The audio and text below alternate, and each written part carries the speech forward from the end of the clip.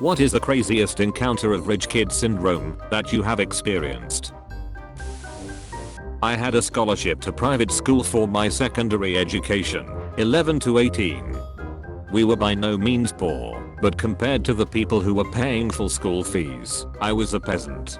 The vast majority of the students were wealthy, and about half of them were spoiled little brats. Most of the kids got given cars for their 17th birthday in anticipation of passing their driving tests. One boy in particular in my year had a September birthday, so was one of the first to take his test, and he had a huge house/garden, so he already knew how to drive. You can drive on private land at any age here. On the day he passed his test, he got dropped off back at his school in his shiny new sports car. I don't know what type it was, I don't care about cars, but everyone else seemed impressed.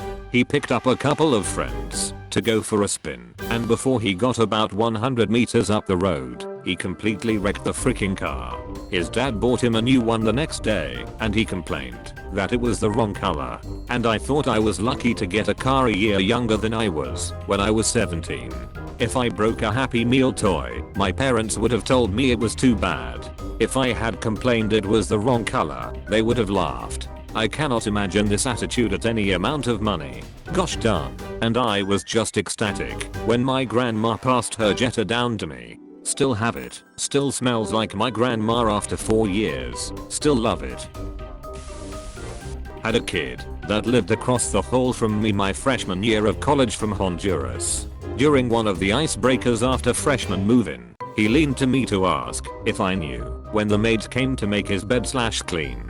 I guess his family was very well off in his home country, and the entire semester was an eye-opener for him in actually taking care of himself. I don't know if it's like this in Honduras, but I'm from a Latin American country, and maids are actually quite affordable in these type of nations. At least mine.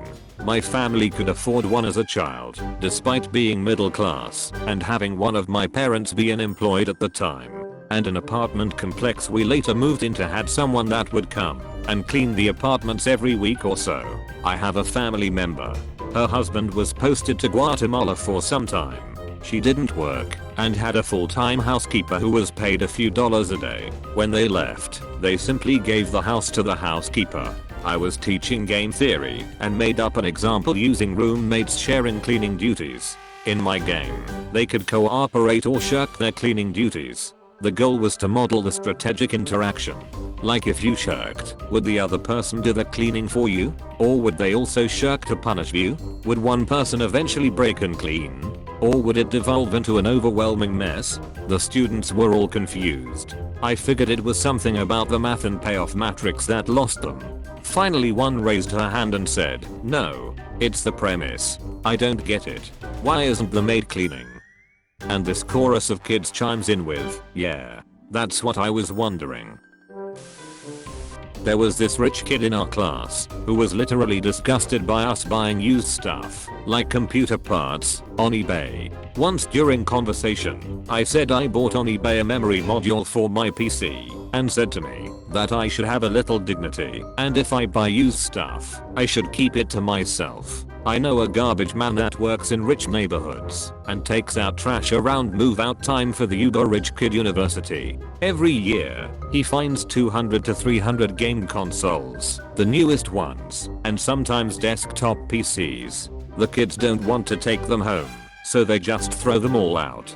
He makes a good approximately $40,000 a year on eBay. He just cleans stuff up and sells it. Nice supplementary income. At my uni, some soddy kid left an Audi in the parking lot when he went back home. Got towed, impounded, and when called he said he didn't give a darn. So it got sold at auction to recoup all the impound fees. The sword is Audi. I was in a theology class where we were talking about compromises. Teacher, what are some compromises your parents have made? Very rich girl. My mom wanted to go to Hawaii, and my dad wanted to go to Mexico, so we went to the Bahamas instead. Going to private school makes life full of these stories. Like earlier this week, when I asked why this girl who I sit by was gone. Her friend then told me she's skipping this week because she wanted to go to the Bruno Mars and Pitbull concert in Hawaii. Or another one. Last year this girl got too stressed out with school, so she went to Lithuania with her dad for a month. Have no idea how she made up all her school work. She frickin' didn't. I also went to private school. The really rich kids who just disappear for like a week or two at a time are usually donators and the school basically can't do anything.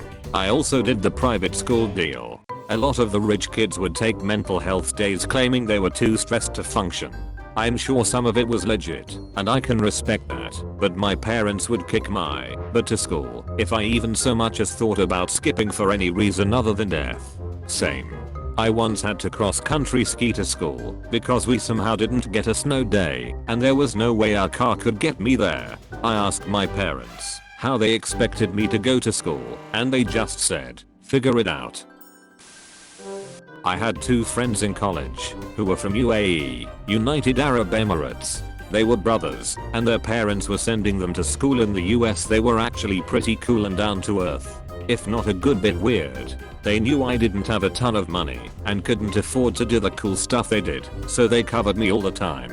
Crazy stuff, like renting a private plane to go to a concert, black cars with drivers, expensive dinners and exclusive clubs. On the weird side, they slaughtered a goat in the bathtub to make a traditional Arabian dinner, and they wore far too much draw car. I had a UAE friend like this. He rented out a bar for a frat party / his birthday party and asked why I wasn't drinking the free beer.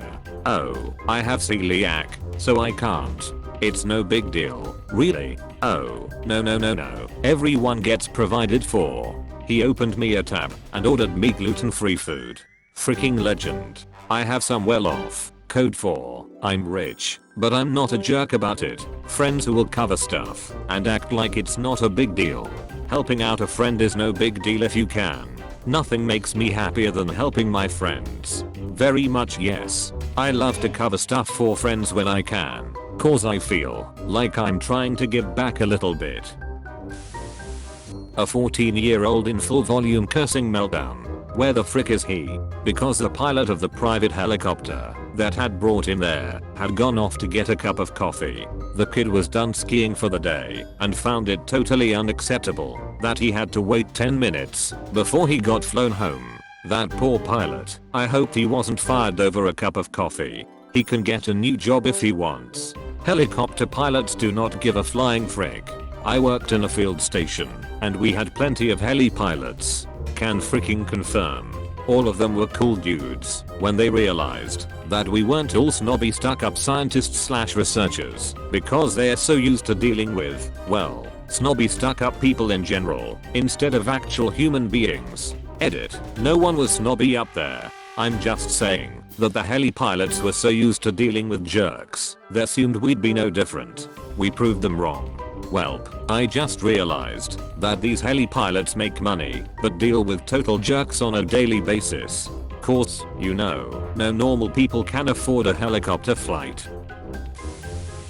Girl I went to high school with got a Mercedes for her 16th birthday. Whined and moaned about the fact that she didn't get a Lexus because her name was Lexi and she thought it would be so cool for Lexi to drive a Lexus with a custom license plate saying Lexi. Her parents did cave and buy her a Lexus for her 17th birthday. My college roommate threw a massive tantrum, like on the floor screaming and crying, because her parents got her a used big truck for graduation.